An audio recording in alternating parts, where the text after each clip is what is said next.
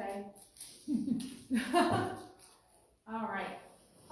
This is how we're gonna do this. So y'all remember, so did you watch that call with Chris on Monday? I did not. You did not? Okay.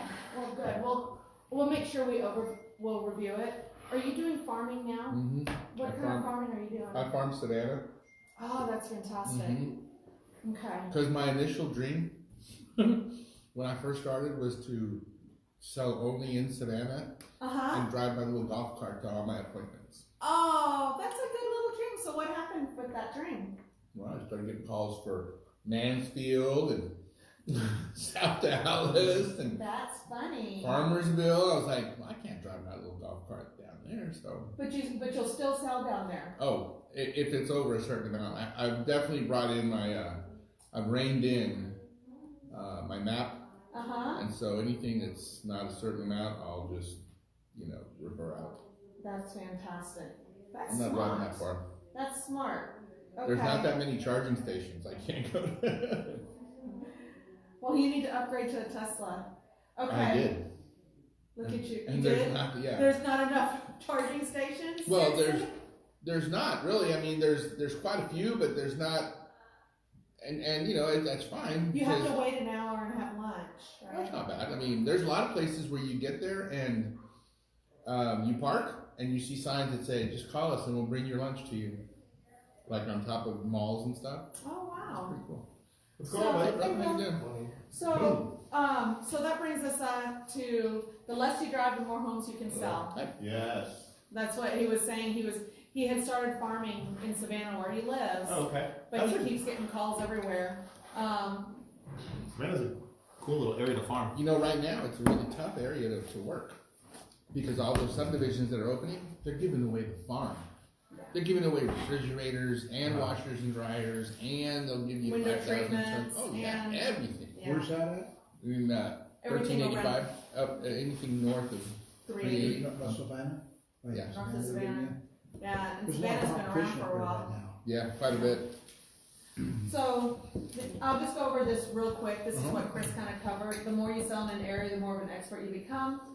It's the fastest and most cost-effective long-term lead source outside of your sphere of influence. Your SOI. COI? What's COI? It can be started with sweat equity, then you can move into check equity. So a lot of people who are new don't have a ton of money in it. This is an opportunity if you work your neighborhood or the neighborhood you want. So you got to think about where you want to farm. You chose Savannah because you lived there. It was close. You don't live in a neighborhood or something, then you just pick a neighborhood that you might want to live in. You think about the people that are there. Are they the kind of people that you want to work with? Are they the type of people that you like? Are they, what do they do? So that when you're farming and marketing to them, what are they like? Are they minivan moms? Or are they kind of like, is it North Dallas? Is it like retired families? Or is it like up and coming millennials? What is your target market? That will design how you farm your market. You also want about 100 to 400 homes. 200 is a good start. 100 is a really good solid start. Then you can bump it up to 200, 400. If you start too big, it can be overwhelming when you first start. Agree? Yeah. When you start out big, you want it all. You want it the all. big pie. And then it's like, ooh, that's a lot of pie. That's a lot of pie. I can't eat that much pie. So, you start with your sphere of influence, then you work your farm. That's your second avenue.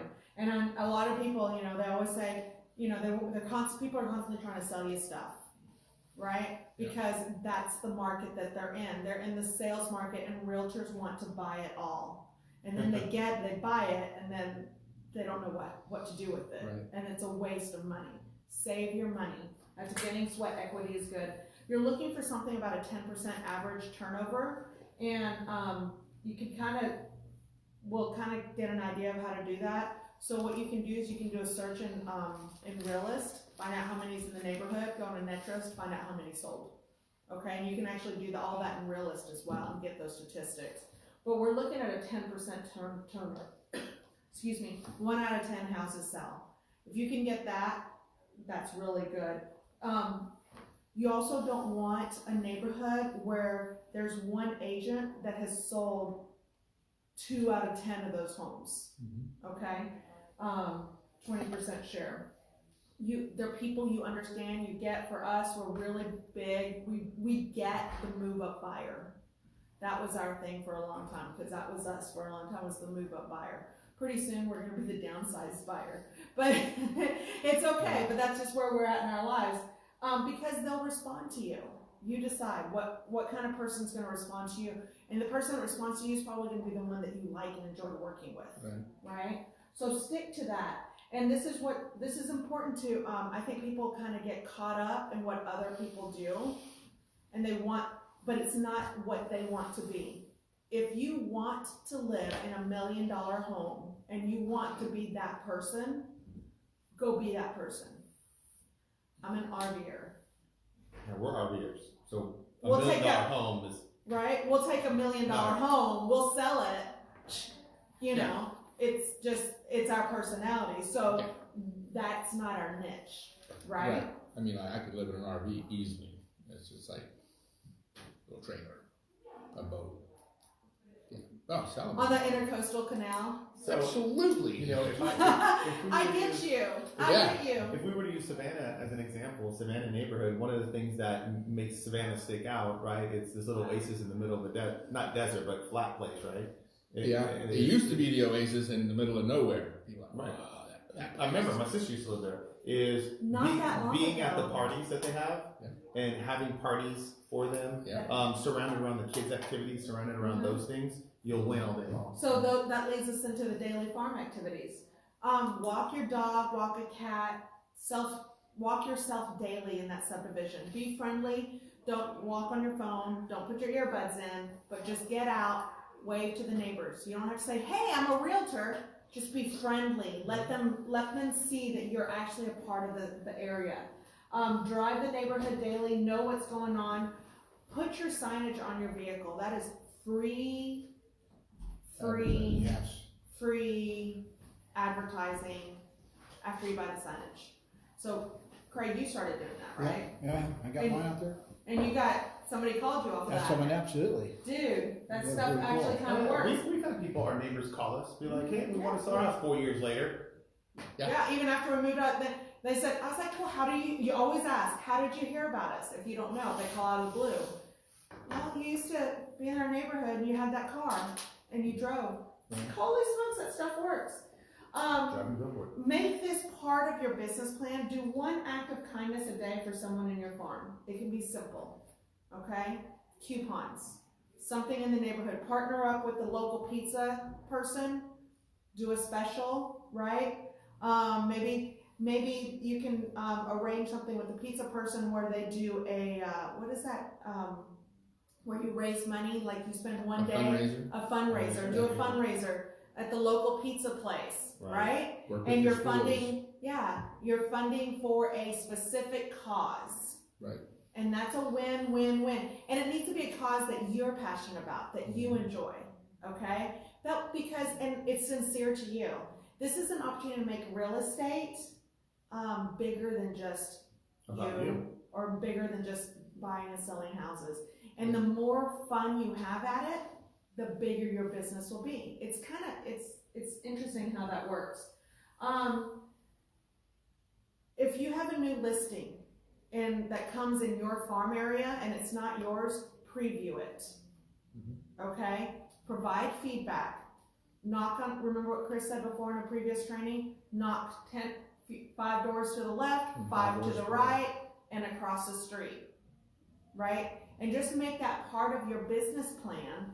And just ask them, just say, hey, notice this house came on the market. What do you know? Can you give me a little inside scoop about the neighborhood, about the community, about the kids, all that kind of jazz. Should that house, it makes you as the neighborhood expert, because the likelihood of that listing agent actually having done that is slim to none. It's not happening. It is not happening. Should that listing expire, the neighbor has probably told them that the neighborhood expert, because you built yourself up through the marketing campaign that you've done, came by and just checked. When it expires, you go and talk to them. You're like, hey. So when you first came to the market, I noticed, you know, you were overpriced. You're, you know, whatever it is, the marketing ideas. Visited with your neighbors, and they said this, this, and this about the community, about the neighborhood. I live here, and I noticed this. Those are the features that would really help stand out. Hi. Can you see how that would help you stand out and possibly get that expired listing should it expire? And possibly get new listings, because you know that if this person's listing, the likelihood of somebody around them listing goes up significantly, right? Yes. We're recapping Monday's call. Yes. Also work. So we talked about this yesterday. Chris likes to work at Starbucks. He likes to work at the sandwich shop. Some people like to work at the Regis office in the area where they, you know, it's free coffee and everything, because you get exposure. Okay, let people know you're a realtor. When you're making calls, you're negotiating deals, you're prospecting, you're working your business. They see that. They're other professionals. So then you start doing business to business marketing at Regis. And then you do Popeyes with them. You treat that as another farm opportunity. Yes. If it's an idea that somebody might use, I do this twice a month. Maybe I'll go to a Starbucks and I'll go get my coffee, and I'll pay with a 20, and I'll say, take care of the next few people, and then I'll sit at a table with the laptop open, and people come by. Sometimes I'll put my business cards out there. Just go, yeah, just local in the area. Just try. And it's the one that's local, so I know it's my neighbors that are coming in there, and they'll stop and talk to me. And I've gotten 2 or 3 listings that way in the last. That's so nice. Yeah. What a great gesture. Yeah. It's And people will remember you. Yeah. Yeah. It's these small tokens of acts of kindness, and it's things we want to do. Yes. Right? But sometimes we're nervous about doing it. And I think sometimes if we say, oh, make it part of our business plan, we're less nervous about doing it. Right? These are things that help us get that little edge. And if you do some of it, you'll get some of the results. You do all of it, you'll get all the results. So you decide in your business if you want all the results or some of the results. But if you just if you're gonna work strategically, right? And we bring this up regularly because I think sometimes we can drift and we can kind of get back into maybe our stagnant ways, right? Very easily. Very easily. Because there's no one telling you not to. It's So when we have these calls or we do these things, it's maybe you get one nugget, which is magical. One nugget every single time. But let's say you don't get a nugget. It's a reminder of what you already know and it's set. So it's so good that I'm so glad that we plug in. Here's a calendar that Chris came up with, and this is his plan. Okay, he's gonna do an intro letter in week 1.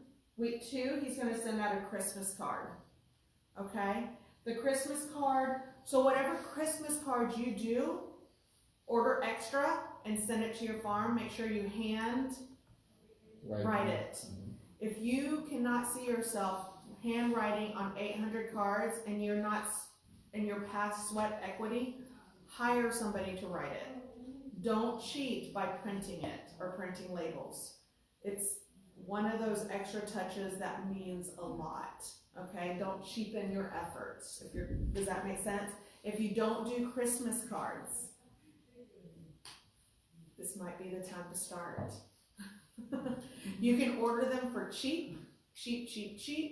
You can add if you have a family photo, Thanksgiving's come around, plan ahead, get a family photo. Yeah. Stick it in there, put it on the envelope. Costco is very cost effective. You can do it through Shutterfly. There's so many resources to be able to do that. On the 3rd week, list of current homes for sale. He covered all of that. Do just kind of a neighborhood update on homes sold. On the 4th week, because he's starting first week in December, it'll be New Year's. So House of Magnets. Hey, House of Magnets says those calendars.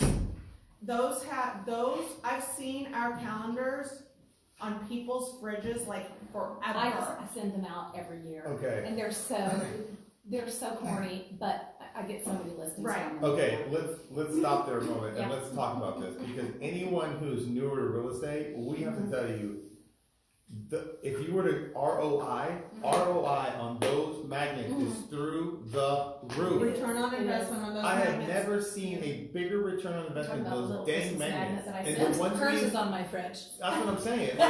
Or like the ones that we use that we love, that we typically were the cowboy ones. Is that the typical? Yeah, Yeah, that one too. We do the But cowboy. if you just do one, if you're gonna just do, if you're starting out, you don't have a lot of money, do the calendars.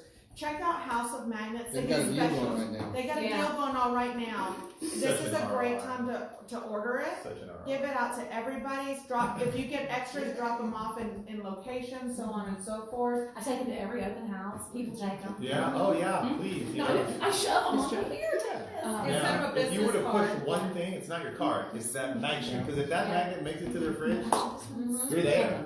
Yeah, That's better than a billboard. Next week is gonna be your neighborhood. Yeah, bring it back in. Next week is the neighborhood newsletter with a monthly market update, and then the next week is just like your third week, right? It's more specific about the houses that sold, the houses that are listed. Kind of remember that you cannot in the state of Texas give out the sold price without written consent. Okay, so do not give out the sold price. That is a big no-no. Okay. Second is going to be another personal letter, just talking about make it a little personal, like why you're in the business, what you love about being a realtor. Okay, this is about you. You've identified that you're an expert.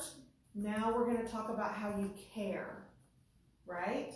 So people hire realtors that they like, right? And they trust. Thank you. I was like, what was the other one? How did I lose this? Trust and like. And so this is kind of the general schedule. I won't go over it. Cheap Christmas cards. There you go. Order from Amazon if you want. That's about as cheap as it gets, right? Also, House of Magnets, great deal. How much was that? 300 pack for $54. Will you make sure I do that? In fact, That's such a good deal. in fact, Struck you down. this style has not changed in 15 years. There's other options for you to use from. This is the one that I've been using for 15 years, okay? Don't overthink it. Yeah, just do it. Yeah. Just click buy.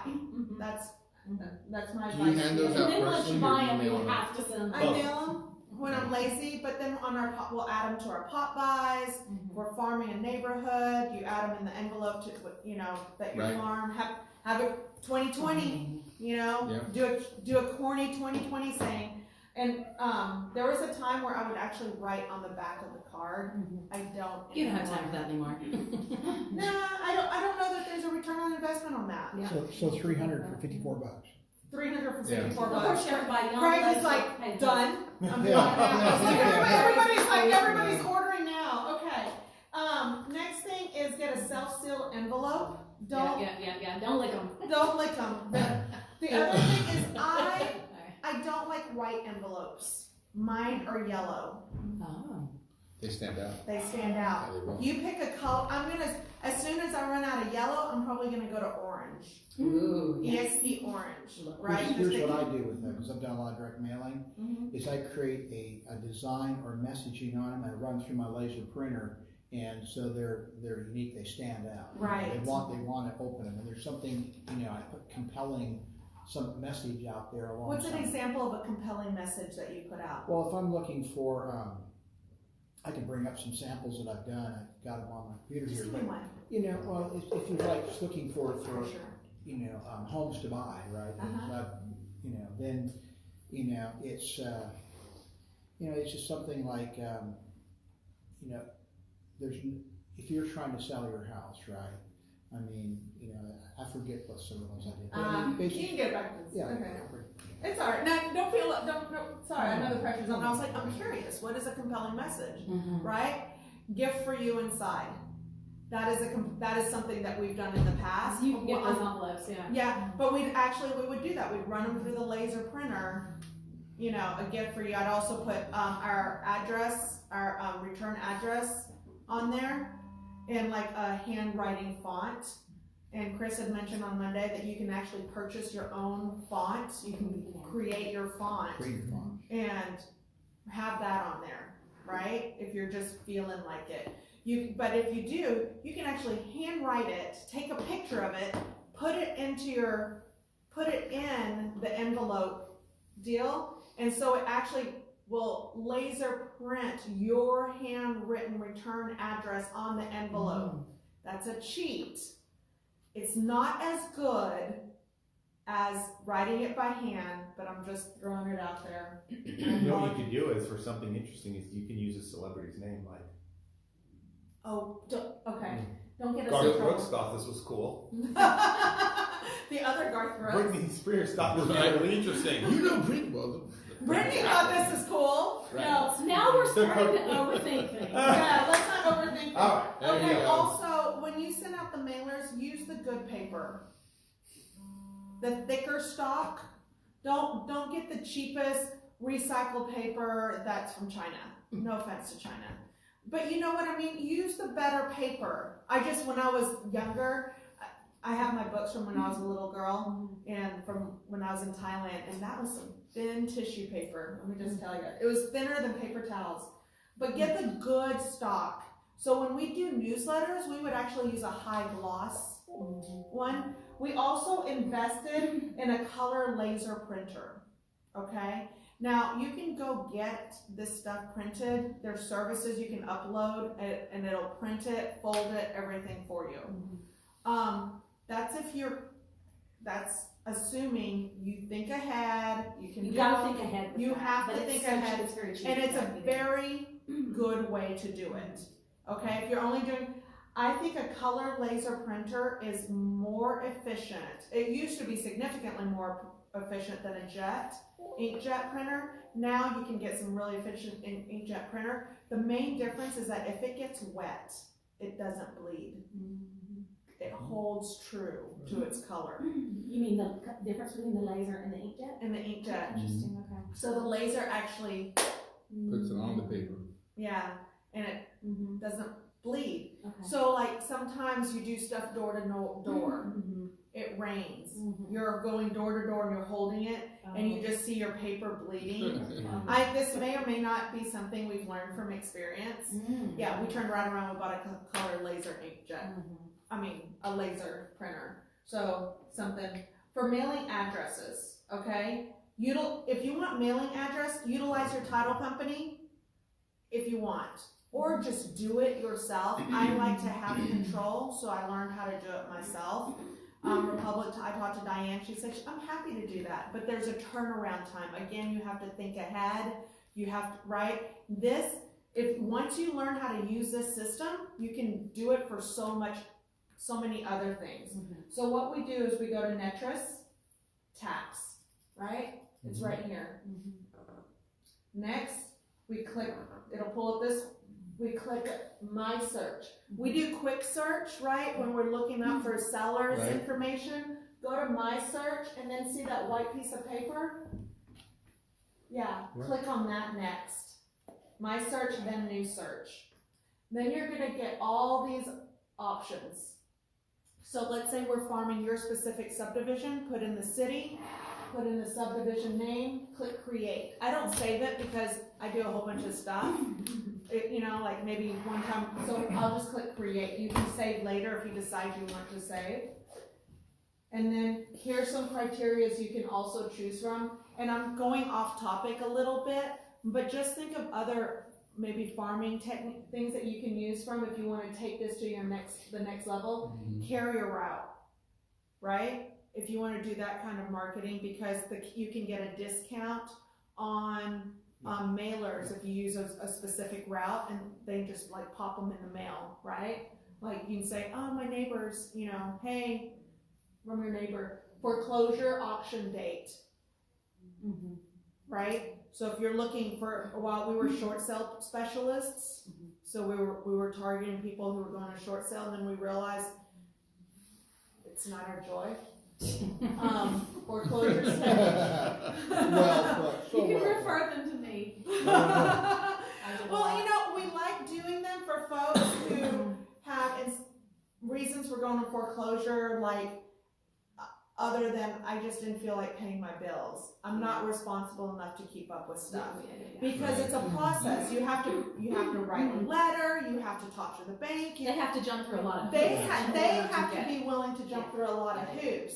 So if they're willing, I'm willing. Yeah, right. But what I notice if I go through this process, we find a lot of people that Just don't wanna pay. don't want to do it. It's funny. That don't want to do it. And they should be foreclosed Which is, at that point. exactly. Yeah. Just They're why working they're the in the system. situation they're in. Yeah. So tax billing state, owner occupied. So let's say you're looking for investors.